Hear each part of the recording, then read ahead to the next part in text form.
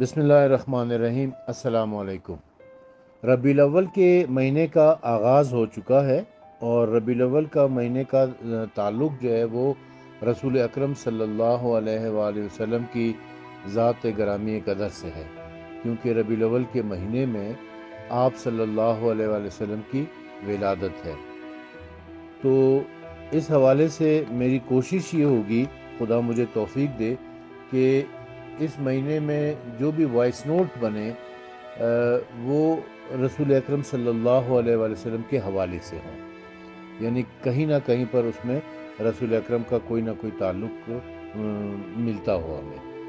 اس حوالے سے آج جو میں آپ کی خدمت میں پیش کرنا چاہتا ہوں وہ سورہ کوثر ہے۔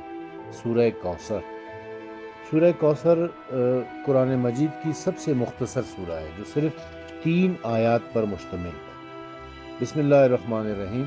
انا اعطیناک الکوثر فصلی لربک وانحر ان شانئک هو الابتر۔ بسم اللہ الرحمن الرحیم۔ انا اعطیناک الکوثر، ہم نے آپ کو کوثر عطا کیا۔ یہ کوثر کیا ہے، اس کے حوالے سے الگ سے میرا وائس نوٹ آلریڈی ہے کہ کوثر کی تفسیر میں بیان کر چکا ہوں اس میں۔ فصلی لربک وانحر، چونکہ ہم نے آپ کو کوثر عطا کیے لہٰذا آپ اپنے رب کی نماز پڑھیں اور قربانی دیں۔ ان شانئک هو الابتر، بے شک آپ کا دشمن بے اولاد ہوگا۔ آج جس موضوع کے اوپر ہم نے گفتگو کرنی ہے وہ یہ آیت ہے، ان شانئک هو الابتر، بے شک آپ کا دشمن بے اولاد ہوگا۔ یہ دشمن کون ہے جس کے بارے میں اللہ تعالیٰ فرما رہا ہے کہ وہ بے اولاد ہوگا؟ اس حوالے سے میں اہل سنت کی کتابوں سے آپ کی خدمت میں پیش کروں گا کہ سب سے پہلے تفسیر در منصور، تفسیر در منصور کی جلد نمبر 6، سورہ کوثر کی تفسیر، صفحہ نمبر 1150۔ اس میں متعدد روایات ہیں، وہ روایات میں آپ کی خدمت میں پیش کرتا ہوں۔ سب سے پہلی جو روایت ہے وہ یہ کہ امام بہقی نے دلائل میں حضرت محمد بن علی سے یہ قول بیان کیا ہے کہ حضور نبی کریم کے صاحبزادے حضرت قاسم اس عمر کو پہنچے کہ وہ گھوڑے پر سوار ہو سکے اور سرعت رفتاری کے ساتھ چلے، تو اللہ تعالیٰ نے آپ کی جان قبض کر لی۔ تو اس وقت عمر بن العاص نے کہا، عمر بن العاص، آپ جانتے ہیں نا اس شخص کو، عمر بن العاص، جو معاویہ کا رائٹ ہینڈ تھا اور جو معاویہ کو الٹے پلٹے مشورے دیتا تھا۔ تو اس وقت عمر بن العاص نے کہا کہ محمد صلی اللہ علیہ وآلہ وسلم اپنے بیٹے کے وصال کے سبب ابتر ہو گئے ہیں، ابتر یعنی بے اولاد ہو گئے ہیں۔ تو اللہ تعالیٰ نے سورہ کوثر نازل فرمائی اور فرمایا کہ اے محمد صلی اللہ علیہ وآلہ وسلم، ہم نے آپ کو آپ کے صاحبزادے حضرت قاسم کے وصال کی مصیبت اور سلخی سے کے عوض بے حد و حساب عطا فرمایا ہے۔ فصلی لربک وانحر ان شانئک هو الابتر۔ راوی نے کہا کہ بہقی نے اسی طرح اس سند کے ساتھ روایت کیا ہے اور یہ ضعیف ہے، اور مشہور یہ ہے کہ عاص بن وائل کے متعلق نازل ہوئی ہے۔ عاص بن وائل، یہ عاص بن وائل جو ہے یہ عمر بن العاص کا باپ ہے، یہ عمر بن العاص کا باپ ہے۔ تو راوی کو اس میں کنفیوژن ہوئی ہے کہ یہ آیت جو ہے وہ عاص بن وائل کے بارے میں نازل ہوئی ہے یا عمر بن العاص کے بارے میں نازل ہوئی ہے۔ دوسری روایت یہ ہے کہ امام زبیر بن بکار اور ابن عساکر نے حضرت جعفر بن محمد سے اور انہوں نے اپنے باپ سے یہ روایت بیان کی ہے کہ رسول اللہ صلی اللہ علیہ وآلہ وسلم کے صاحبزادے حضرت قاسم مکہ مکرمہ میں فوت ہوئے۔ رسول اللہ صلی اللہ علیہ وآلہ وسلم ان کے جنازے سے آ رہے تھے کہ آپ کا گزر عاص بن وائل ہے، یہاں پر انہوں نے عائل لکھا ہوا ہے لیکن عاص بن وائل اور اس کے بیٹے عمر کے پاس سے ہوا۔ جب اس نے رسول اللہ صلی اللہ علیہ وآلہ وسلم کو دیکھا تو اس نے کہا کہ بلا شبہ میں اس سے عداوت اور بغض رکھتا ہوں۔ تو عاص بن وائل نے کہا اس میں کوئی شک نہیں کہ یہ ابتر ہو گیا ہے، پس اللہ تعالیٰ نے ان شانئک هو الابتر نازل فرمائی۔ یعنی جب رسول خدا جناب قاسم کی تدفین کے بعد قبرستان سے واپس آ رہے تھے تو یہ دونوں باپ بیٹا عاص بن وائل اور اس کا بیٹا عامر بن العاص دونوں وہاں پر موجود تھے۔ وہ ان کے پاس سے گزرے تو عامر بن العاص نے کہا کہ میں اس شخص یعنی رسول اللہ صلی اللہ علیہ وسلم سے عداوت اور بغض رکھتا ہوں۔ تو عاص بن وائل نے کہا کہ اس میں کوئی شک نہیں کہ یہ ابتر ہو گیا ہے، یعنی یہ بے اولاد ہو گیا ہے۔ تو اللہ تعالیٰ نے یہ آیت نازل فرمائی، یعنی عمر بن العاص کہہ رہا ہے کہ میں رسول خدا سے بغض رکھتا ہوں، عداوت رکھتا ہوں۔ اس کا باپ کہہ رہا ہے کہ رسول خدا ابتر ہیں، یعنی بے اولاد ہیں۔ تیسری روایت اس میں ہے کہ امام ابن جریر اور ابن مردویہ نے حضرت ابن عباس سے بیان کیا ہے کہ ان شانئک هو الابتر عاص بن وائل کے بارے میں نازل ہوئی ہے۔ چوتھی روایت ہے کہ امام ابن ابی حاتم نے حضرت صدی سے بیان کیا ہے کہ جب کسی آدمی کا بیٹا فوت ہو جاتا تو قریش کہا کرتے تھے کہ بطر فلان، کہ فلاں بے نام و نشان ہو گیا ہے۔ پس جب حضور نبی کریم صلی اللہ علیہ وآلہ وسلم کے صاحبزادے وصال فرما گئے تو عاص بن وائل نے کہا کہ آپ تو ابتر ہیں، اور الابترو سے مراد منفرد ہونا اور اکیلا و تنہا رہ جانا ہے۔ پانچویں روایت یہ ہے کہ امام ابن جرور اور ابن ابی حاتم نے حضرت شعر بن عطیہ سے اور انہوں نے حضرت ابراہیم سے یہ قول نقل کیا ہے کہ عقبہ بن ابی معیط کا کہتا تھا کہ اس نبی کے لیے کوئی بیٹا باقی نہیں رہے گا، یہ ابتر ہے۔ تو اللہ تعالیٰ نے اس کے جواب میں ان شانئک هو الابتر نازل فرمائی۔ اب یہ عقبہ بن ابی معیط کو پہچانا آپ لوگوں نے؟ یہ عقبہ بن ابی معیط جو ہے یہ ولید بن عقبہ کا باپ ہے۔ ولید بن عقبہ وہی جو حضرت عثمان کا رضائی بھائی تھا، جس کو حضرت عثمان نے کوفے کا گورنر مقرر کیا تھا، اور یہ شراب پینے کا عادی تھا، اور اس نے شراب کے نشے میں فجر کی نماز 2 رکعت کی بجائے 4 رکعت پڑھا دی تھی، اور پیچھے مڑ کے نمازیوں سے پوچھا کہ بس یا اور پڑھاؤں۔ تو پھر اس کے اوپر حد جاری کی گئی تھی اور اسے کوڑے لگائے گئے تھے۔ اور یہ وہی ولید بن عقبہ ہے جس کے بارے میں سورہ حجرات میں آیا ہے کہ جب کوئی فاسق آپ کے پاس خبر لے کر آئے تو آپ اس کی تصدیق کر لیا کریں۔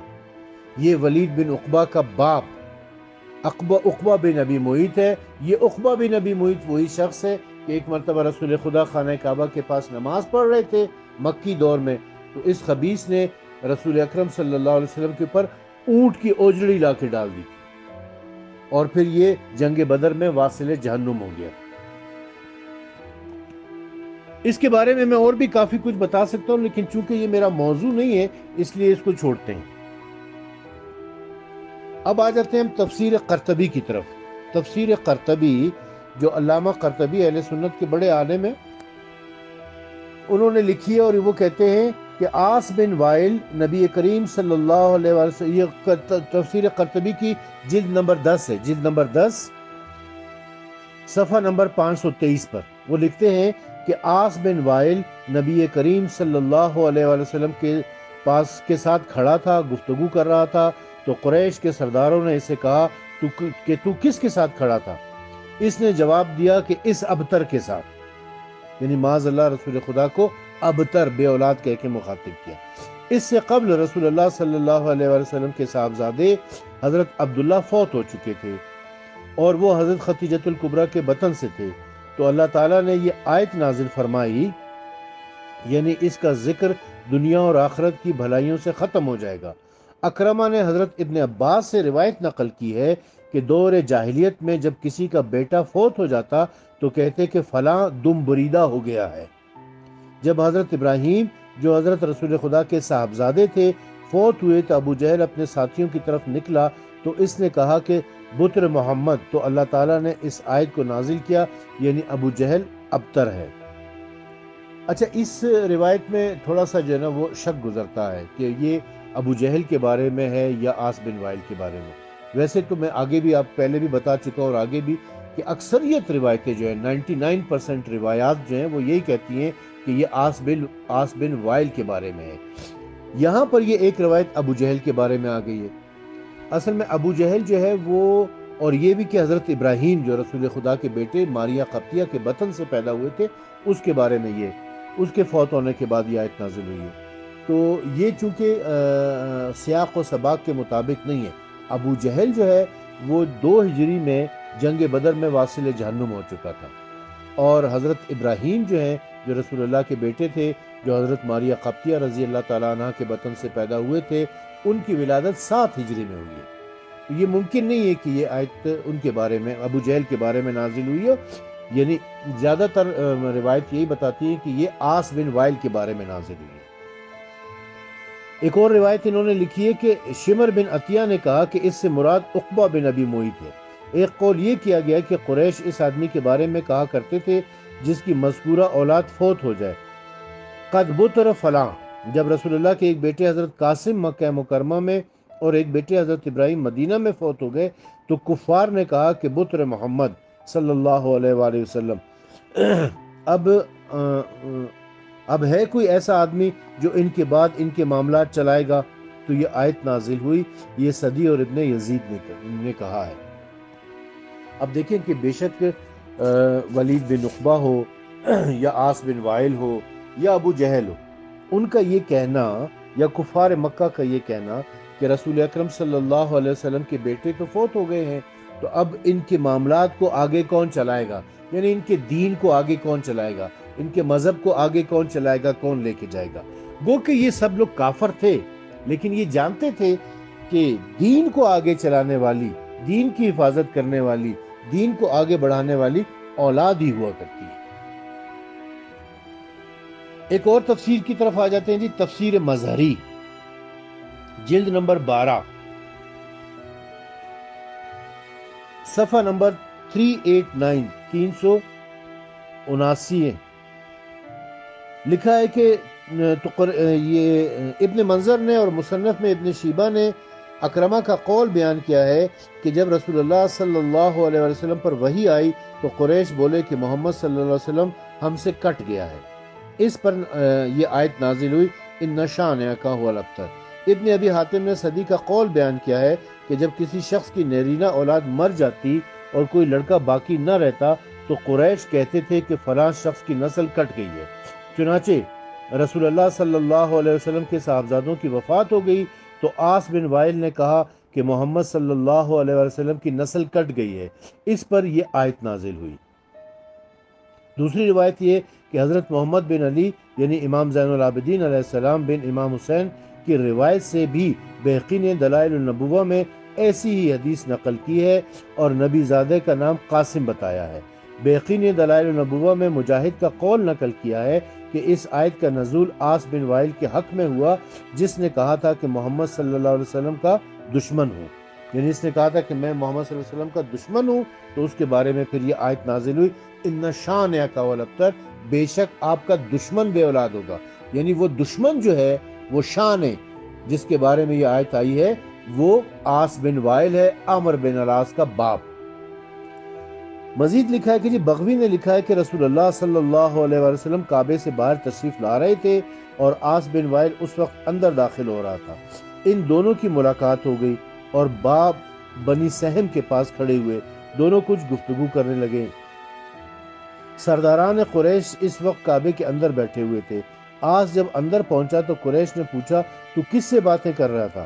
عاص نے کہا کہ ابتر سے، یعنی رسول اللہ صلی اللہ علیہ وآلہ وسلم سے۔ اس زمانے میں رسول اللہ کے صاحبزادے کی جو حضرت خدیجۃ الکبریٰ سلام اللہ علیہا کے بطن سے تھے وفات ہو چکی تھی۔ ایک اور روایت ہے کہ جی محمد بن اسحاق نے یزید بن رومان کا قول نقل کیا ہے کہ عاص بن وائل جب رسول اللہ صلی اللہ علیہ وسلم کا تذکرہ کرتا تو کہتا اس کو چھوڑ دو، وہ تو ابتر ہے، اس کے پیچھے کوئی نسل نہیں ہے، جب مر جائے گا تو اس کا ذکر بھی ختم ہو جائے گا۔ اس پر اللہ نے یہ سورت نازل فرمائی۔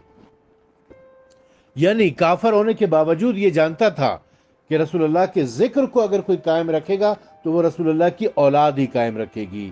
اور آپ دیکھ لیں کہ گو کہ رسول اللہ صلی اللہ علیہ وسلم کا کوئی بیٹا نہیں تھا، لیکن ان کی ایک بیٹی اور اس ایک بیٹی کی جو اولاد ہوئی ہے وہ آج پوری دنیا میں پھیلی ہوئی ہے، پوری دنیا میں ان کی اولاد ہے۔ سیدہ فاطمہ زہرا سلام اللہ علیہا کی اولاد یعنی سادات پوری دنیا میں ہے، اور رسول اللہ کا نام بھی ماشاءاللہ دنیا میں سب سے زیادہ جس کا نام لیا جاتا ہے وہ رسول اللہ کا نام ہے۔ لوگ اپنے بچوں کا نام سب سے زیادہ جو رکھتے ہیں وہ محمد ہے صلی اللہ علیہ وآلہ وسلم۔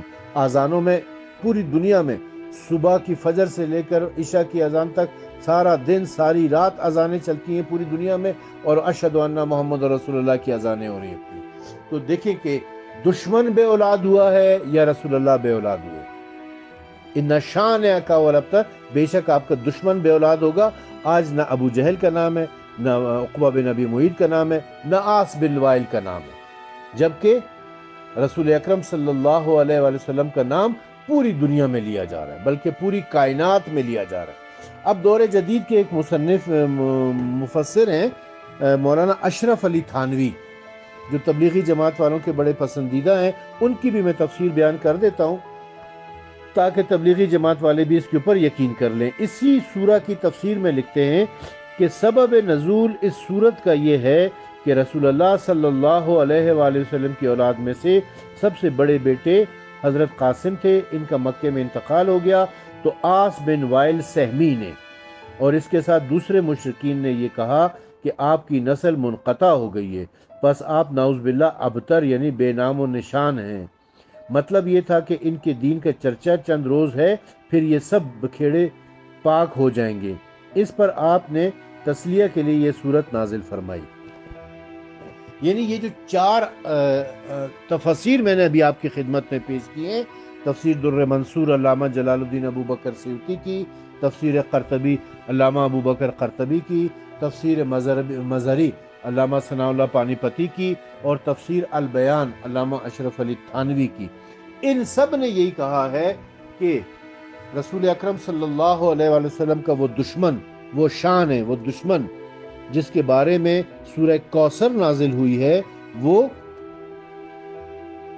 عاص بن وائل ہے، جو کہ عمر بن العاص کا باپ تھا۔ اور ان روایات سے ہمیں یہ بھی پتہ چلتا ہے کہ عمر بن العاص نے کہا کہ میں رسول اللہ صلی اللہ علیہ وآلہ وسلم سے بغض اور عداوت رکھتا ہوں، اور عاص بن وائل نے کہا کہ معاذ اللہ ثم معاذ اللہ، آپ ابتر ہیں، آپ کی کوئی اولاد نہیں ہے۔ اب صحیح بخاری کی طرف آتے ہیں۔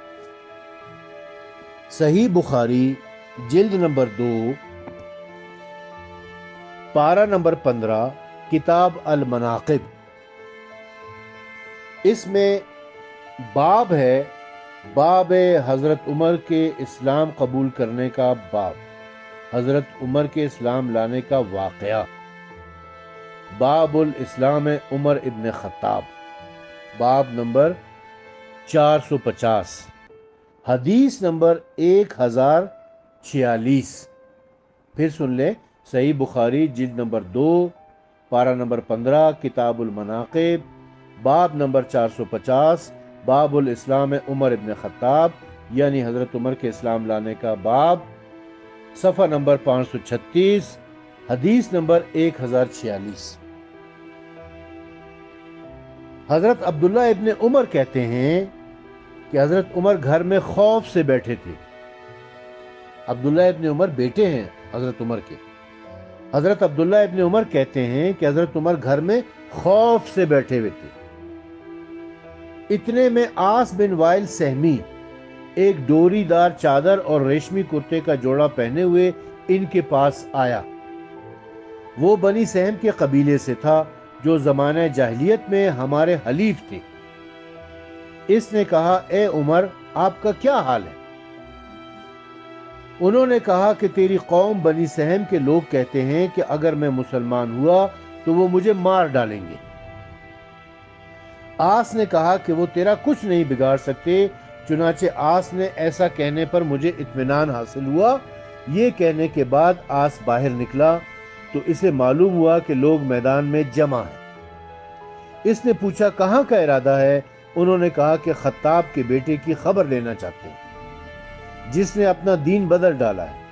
عاص نے کہا اس پر قابو پانا ممکن نہیں، چنانچہ لوگ واپس ہو گئے۔ دوسری روایت، حدیث نمبر 1047، حضرت عبداللہ ابن عمر کہتے ہیں کہ جب فاروق اعظم اسلام لائے تو کفار ان کے مکان پر جمع ہو گئے اور شور مچانے لگے کہ عمر بے دین ہو گیا ہے۔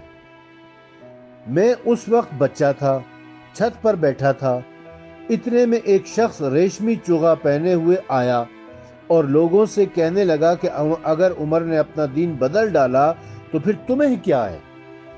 سنو، میں اسے پناہ دیتا ہوں۔ یہ سنتے ہی لوگ منتشر ہو گئے۔ میں نے والد سے یا لوگوں سے پوچھا یہ کون ہے؟ انہوں نے کہا کہ عاص بن وائل ہے۔ اب غور کرنے کی بات یہ ہے کہ عاص بن وائل جو دشمن رسول ہے، جو دشمن اسلام ہے، جسے قرآن مجید ان شانئک هو الابتر کہہ رہا ہے، یعنی وہ شان ہے، وہ دشمن رسول اللہ کا کون ہے؟ وہ عاص بن وائل ہے۔ یہ اہل سنت کی 4 تفاسیر سے میں بیان کر چکا ہوں۔ یہ عاص بن وائل حضرت عمر کے پاس آتا ہے، اور حضرت عمر گھر میں بیٹھے ہوئے ہیں، ڈرے ہوئے ہیں، کانپ رہے ہیں۔ کیوں ڈرے ہوئے ہیں؟ اس لیے کہ جی عاص بن وائل کی جو قوم ہے، یعنی بنی سہم، عاص بن وائل اپنی قوم کا سردار تھا، بنی سہم کا سردار ہے یہ۔ وہ اس کی جو قوم ہے وہ حضرت عمر کو قتل کرنا چاہتی ہے، مارنا چاہتی ہے۔ کیوں مارنا چاہتی ہے؟ اس لیے کہ حضرت عمر مسلمان ہو گئے۔ حضرت عمر خوف کے مارے گھر میں بیٹھے ہوئے، ڈرے ہوئے، چھپے ہوئے بیٹھے ہوئے۔ عاص بن وائل آتا ہے۔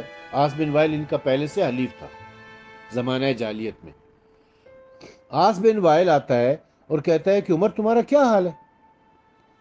تو حضرت عمر کہتے ہیں کہ جی تیری قوم مجھے مارنے کے لیے آ رہی ہے کیونکہ میں مسلمان ہو رہا ہوں۔ تو عاص بن وائل کہتا ہے کہ تم ہو جاؤ مسلمان، کوئی مسئلہ نہیں ہے، میری قوم تمہیں کچھ نہیں کہے گی۔ باہر نکلتا ہے اور پھر کہتا ہے اپنی قوم کو کہ میں نے عمر ابن خطاب کو پناہ دی ہے، لہذا تم لوگ اسے کچھ نہیں کہہ سکتے، اور اس کی قوم پھر واپس چلی جاتی ہے۔ سوال یہ پیدا ہوتا ہے کہ دشمن رسول ایک شخص جو مسلمان ہو رہا ہے اس کو پناہ کیوں دے رہا ہے؟ کیا راز ہے اس کے پیچھے؟ اس کی تھوڑی سی کھوج لگانی چاہیے کہ کیوں دشمن رسول؟ اس کو تو خوش ہونا چاہیے تھا کہ اچھا یہ مسلمان ہو رہا ہے، دین بدل رہا ہے، اس کو مار دو، قتل کر دو اس کو۔ باقی جتنے صحابہ مسلمان ہوئے ہیں ان کے اوپر اتنا تشدد ہوا ہے، یعنی کتابیں بھری پڑی ہیں۔ حضرت بلال حبشی رضی اللہ تعالیٰ عنہ کے ساتھ کیا سلوک کیا گیا، حضرت عمار ابن یاسر کے ساتھ کیا سلوک کیا گیا، حضرت عمار کے والد حضرت یاسر رضی اللہ تعالیٰ عنہ کو اور ان کی والدہ حضرت سمیہ رضی اللہ تعالیٰ عنہ کو شہید کر دیا گیا ان کے سامنے، اور باقی دیگر صحابہ کے اوپر کتنا تشدد ہوا ہے، کتابیں بھری پڑی ہیں اس سے۔ مگر حضرت عمر مسلمان ہو رہے ہیں تو لوگ ان کو مارنے کے لیے آ رہے، اور عاص بن وائل جو دشمن رسول ہے، جو شان رسول ہے، وہ ان کو پناہ دے رہا ہے، حضرت عمر کو پناہ دے رہا ہے۔ کیوں؟ کو تو خوش ہونا چاہیے، مارنا چاہیے، تشدد کرنا چاہیے، قتل کرنا چاہیے، لیکن وہ پناہ دے رہا ہے۔ اس کی وجہ کیا ہے؟ اس کے بارے میں ذرا سوچیں۔ اس سے یہ ایک بات ہماری سمجھ میں آتی ہے، یہ گو کہ یہ حدیث مکمل نہیں ہے، اس میں اس سے پہلے اور اس کے بعد کی بہت ساری چیزوں کو چھپایا ہے، اور یقیناً یہ اسماعیل بخاری کی علمی خیانت ہے کہ اس نے ان چیزوں کو چھپایا ہوگا۔ لیکن اس سے ایک بات ضرور سمجھ آ رہی ہے، اور وہ یہ کہ عاص بن وائل کا اور عمر ابن خطاب کا کوئی گہرا تعلق تھا آپس میں۔ عین ممکن ہے کہ عاص بن وائل نے عمر ابن خطاب سے کہا ہو کہ تم مسلمان ہو جاؤ، مسلمانوں کی صفوں میں داخل ہو جاؤ، اور وہاں سے خبریں لا کر ہمیں دیا کرو، تاکہ ہمیں پتہ چلے کہ کون کون مسلمان ہو رہا ہے، اور ان کے اوپر ہم تشدد کر سکیں، ان کے اوپر ظلم کر سکیں، ان کو ماریں پیٹیں، ان کو مکہ بدر کریں، ان کی معاشی ناکہ بندی کریں، وغیرہ وغیرہ، جو مظالم وہ لوگ کر رہے تھے وہ کر سکیں۔ یعنی وہاں کی خبریں ہمیں لا کے دیا کرو، مخبر کے طور پر، جاسوس کے طور پر، ایجنٹ کے طور پر ان کو مسلمان بنا کر مسلمانوں کی صفوں میں داخل کیا جا رہا تھا۔ لیکن لوگوں کو چونکہ یہ بات پتہ نہیں تھی، یہ ڈیل جو ہے وہ عمر ابن خطاب اور عاص بن وائل کے درمیان ہوئی تھی، عوام کو یہ چیز پتہ نہیں تھی۔ تو عوام کو جب پتہ چلا کہ وہ مسلمان ہو رہا ہے تو وہ اس کو مارنے کے لیے آئے، جیسے باقی صحابہ کو مارتے تھے، جو بھی مسلمان ہوتا تھا ان کو مارتے تھے، تو اسی طرح اس کو بھی مارنے کے لیے آئے، مگر عاص بن وائل نے اس کو پناہ دے دی کہ نہیں، اس کو کوئی نہیں مار سکتا، اس کے اوپر کوئی تشدد نہیں کر سکتا، اس کے اوپر کوئی ظلم نہیں کر سکتا، کیونکہ یہ دشمن رسول عاص بن وائل کی پناہ میں ہے۔ تو یہ سوچنے کا مقام ہے